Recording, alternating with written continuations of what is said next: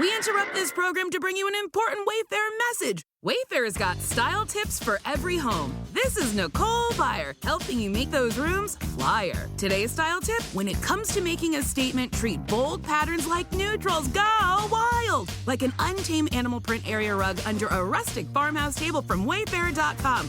Ooh, fierce! This has been your Wayfair style tip to keep those interiors superior. Wayfair, every style, every home. You just realized your business needed to hire someone yesterday. How can you find amazing candidates fast? Easy. Just use Indeed. Stop struggling to get your job post seen on other job sites. With Indeed sponsored jobs, your post jumps to the top of the page for your relevant candidates, so you can reach the people you want faster. According to Indeed data, sponsored jobs posted directly on Indeed have 45% more applications than non-sponsored jobs. Don't wait any longer. Speed up your hiring right now with Indeed. And listeners of this show will get a $75 sponsored job credit to get your jobs more visibility at Indeed.com/kidsandfamily. Just go to Indeed.com/kidsandfamily right now and support our show by saying you heard about Indeed on this podcast. Terms and conditions apply. Hiring? Indeed is all you need.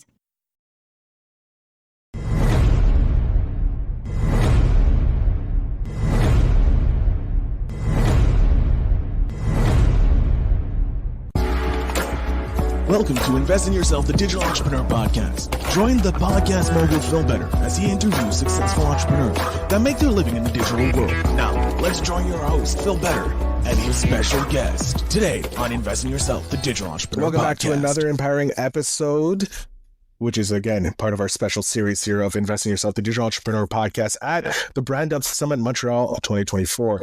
This is our fourth episode of 7, and today's guest is the definition of determination and passion. A single mom who faced financial struggles and worked 2 jobs to make ends meet. She turned her challenges into triumphs. During the pandemic, she boldly stepped into a new career as a real estate broker, driven by a mission to help others achieve what she worked so hard to accomplish: home ownership. With her background as a cheer coach, she combined her passion for guiding and uplifting others with real, actionable strategies for financial success. Now she's on a mission to empower women to become first-time home buyers, proving that with the right budget, plan, and guidance, achieving your dream is possible. Get ready to be inspired by her journey and her mission to help others succeed. Please welcome the resilient and passionate Lisa. Let's go to the tape. Welcome back to another amazing episode of Invest in Yourself, the Digital Entrepreneur Podcast. We're here at the Brand Up Summit in Montreal, and I have the exclusive privilege of interviewing Lisa Brantner. Lisa Brantner. I'm going to have to redo that. I have the absolute pleasure to interview Lisa Brantner. Lisa, I want to ask you, before we do anything, if you can give me a quick 30 seconds introduction so my audience can get to know you. Sure. Well, right now I'm a residential real estate broker, but before that, I started my career. My first job was always in coaching. I was a cheerleading coach, as well as a gymnastic coach and whatnot. And then I finished university and I went into the corporate world, stayed in the corporate world for about 16 years. I did pricing, product pricing, placement, inventory management, and whatnot. I also had my son at the beginning of this career. And then during COVID, like a lot of people, I had a bit of an epiphany and I didn't really want to work for anyone else anymore. And my goal at the beginning of my career was to become a real estate broker, but, momhood and life took over. So I decided to do my license and pursue that during COVID. And here we are today. I love it. So COVID, like it did for me, it changed the direction of your life. I want to know, okay, so COVID was the anticipus, if you will, the thing that started it. But what inspired you to create your brand and just grow what you are doing now? Like what really was that inspiration that wanted you to be a real estate broker?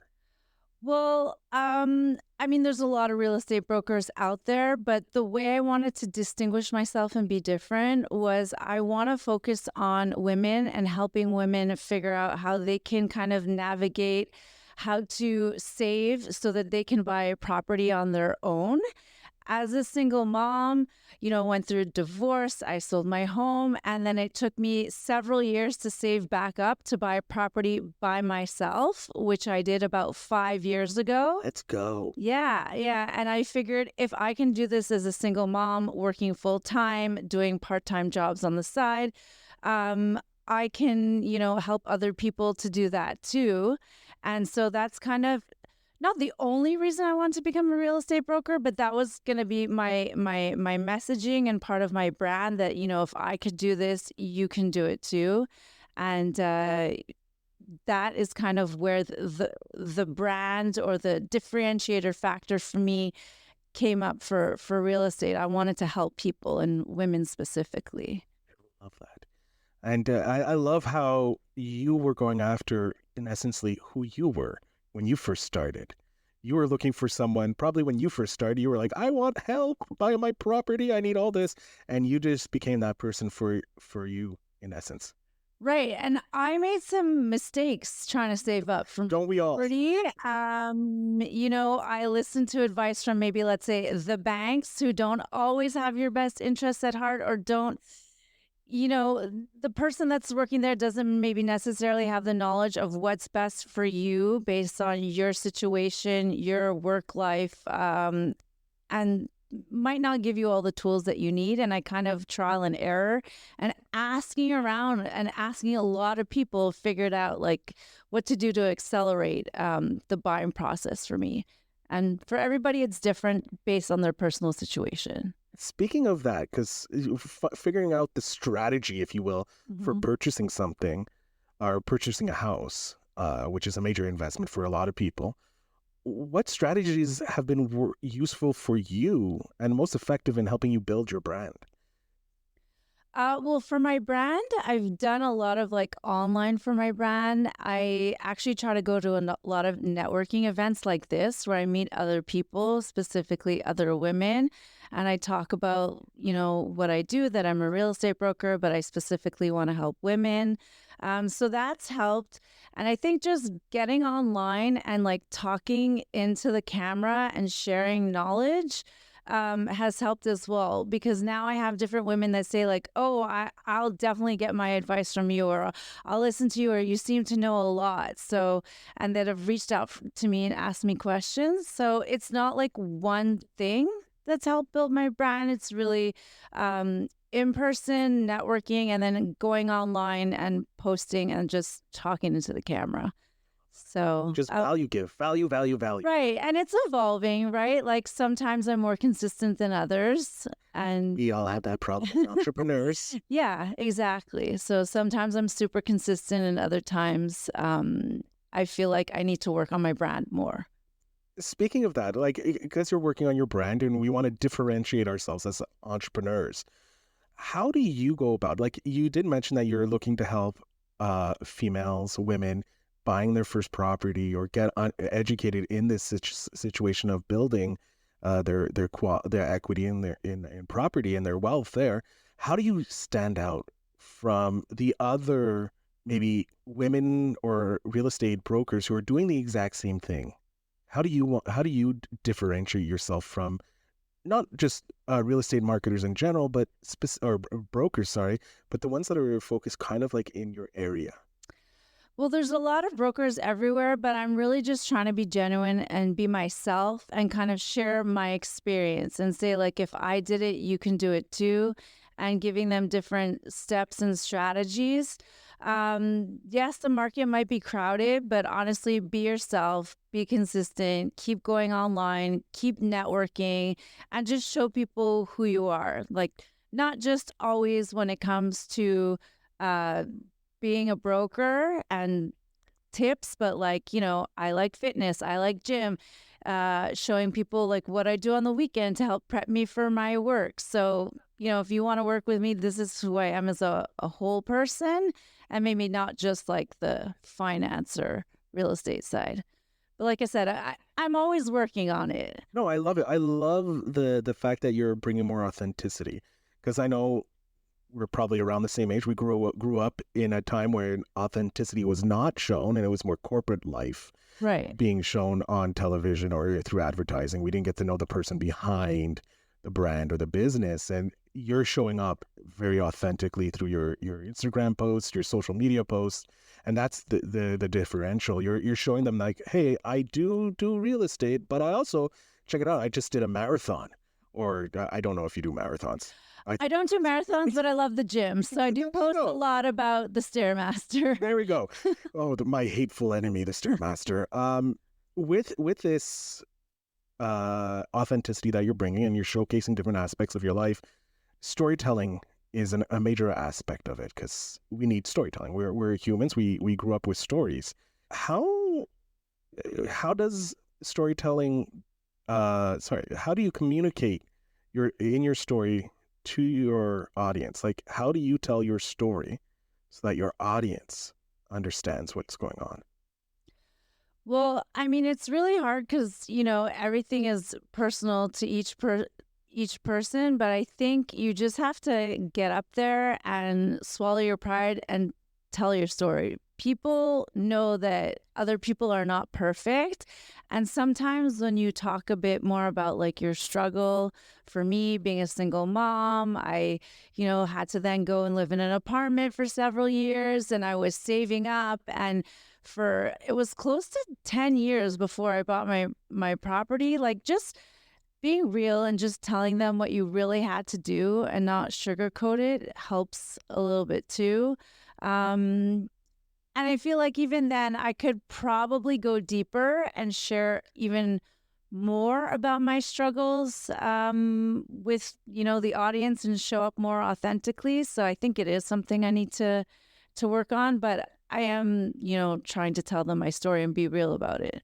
You're doing an awesome job, and obviously it takes time. You have to get more and more comfortable revealing different aspects of who we are. And we just saw an amazing speaker that mentioned that there are more than one facet to us, and we're slowly going to grow bigger and bigger and better. And I want to know, because putting your life out there, it's hard. It is hard, and I'm a little bit, personal with some things. Especially when it comes to a really hard time in your life. It's hard to share that. Yeah. I want to know, how do you deal with the feedback? The positive, the negative, the neutral? Like, when you get that feedback about your branding, and when you put a story that you were, that was close to you, that may have been a little more difficult. How do you deal with that feedback, whether it's positive or negative? Sometimes you have to take feedback with a grain of salt. Now, I am very lucky that I've gotten a lot of positive feedback from people like in person or whatnot that say, I like your advice. I like what you're doing. Keep doing it. But honestly, when it comes to negative feedback, like I had someone post once, like, oh, you're just trying to sell a product. You're just trying to do this or that. Just take it with a grain of salt, because the people that want to be negative are going to often try to scream 10 times louder than all the other people that are positive or enjoy your content or your branding or the message you're trying to put out there. And they might not even always reach out to you and tell you. So you have to just ignore and put your blinders on and just keep going for your goal, and forget about negative feedback. You just turn the page, walk through the next door, and keep going. I love that. That's some great advice for dealing with the negativity. Put those blinders on and just keep going. It's like the horse races and all that stuff. Yeah. I am having a great time with this, Lisa. I'm going to invite you back on my podcast so that we can have a full 30 minutes and not just what I feel like a rushed interview, because I have 100 more questions for you. I want to just pick at your brain. But I want to thank you so much for being here. I hope you've enjoyed your time. Of course, all the show notes will have all the links to connect with you, but thank you so much for being here. Thank you. And to my audience, remember to always invest in yourself. Thank you again for tuning into this special episode of Invest in Yourself, the Digital Entrepreneur Podcast at the Brand Up Summit 2024 in Montreal. I want to give a huge thank you to our guest, Lisa, for sharing her valuable insight and expertise with us today. And before we wrap up, of course, Lisa has a special gift for our listeners. If you're a first-time home buyer looking to make your home ownership dream a reality, simply DM her the word home and she'll send you her first-time home buyer fit plan, a perfect guide to get you started on your journey. So don't miss out on this chance to get an expert advice tailored just for you. And of course, if you enjoyed this episode, go ahead and make sure you follow us over on Spotify. Leave us a 5-star review, and I'll see you on the next one. Of course, remember to always invest in yourself.